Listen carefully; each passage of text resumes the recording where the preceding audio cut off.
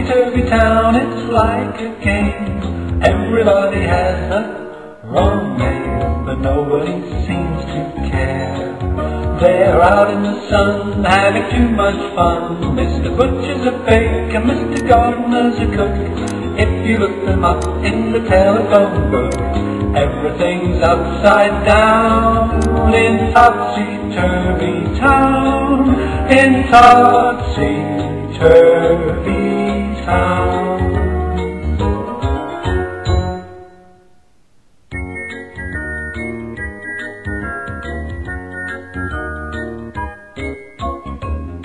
Master Butcher was a baker, and he loved to make crusty loaves and currant buns and every sort of cake.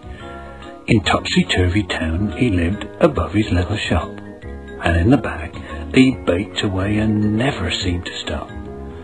Up above the window was a sign that spelled his name, Mr. Butcher's Bread and Cakes, it said.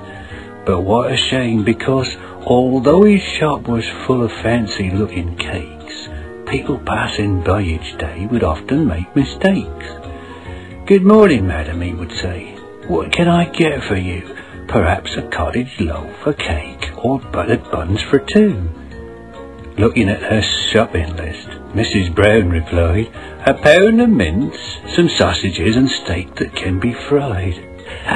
Mr. Butcher laughed and said, "Are you really sure? I think you'll find the things you want are in the shop next door." "Don't be silly," Mrs. Brown replied. "I know I'm right. I read your sign, and Butcher's what it said in brilliant white." "Butcher is my name," said Mr. Butcher with a grin. "But I'm a baker. Can't you smell the bread as you come in?" Mrs. Brown went out again and checked the sign once more. "You're right," she said. "It's my mistake. I'd better go next door." The shop next door was owned by Mr. Baker, and Mrs. Brown was pleased to see the finest meat in Topsy-Turvy Town. Mr. Baker was a butcher with the finest meat. His shop was full of chops and steaks and lots of things to eat. Standing by the counter of his shop was Mrs. White. "I think I'll have a loaf," she said, "that's sliced, if that's all right." Behind her, Mrs. Brown began to chuckle, and she said, "I think you'll need the shop next door if you want some bread." Mr. Baker laughed as well. He'd heard it all before. It's not surprising with the name of Baker on his door. Mrs. White soon realised she'd made a big mistake, and went next door to Mr. Butcher's for her crusty bake. Mr. Butcher scratched his head. "This can't go on much more. I'll have to change my name, or I'll be losing trade for sure." Just then his shop door opened wide, and who do you think came in? It was Mr. Baker, and he wore a cheeky grin.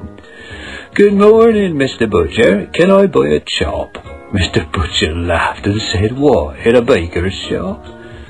I think it's gone on far too long. Whatever can we do?" Mr. Baker looked at him and said, "Oh, it's up to you." "I've got a great idea," he said. "If we both combine and turn our two shops into one, it could be yours and mine. I can make the pastry, and you can cut the meat. Together we'll make pies that will be very hard to beat." They called the new shop Pie Crust, and made a brand new sign. With two shops joined together, soon everything was fine. Business started booming. There were no more mistakes. Their pies proved very popular and sold just like hotcakes. In Topsy-Turvy Town, it's like a game. Everybody has a wrong name, but no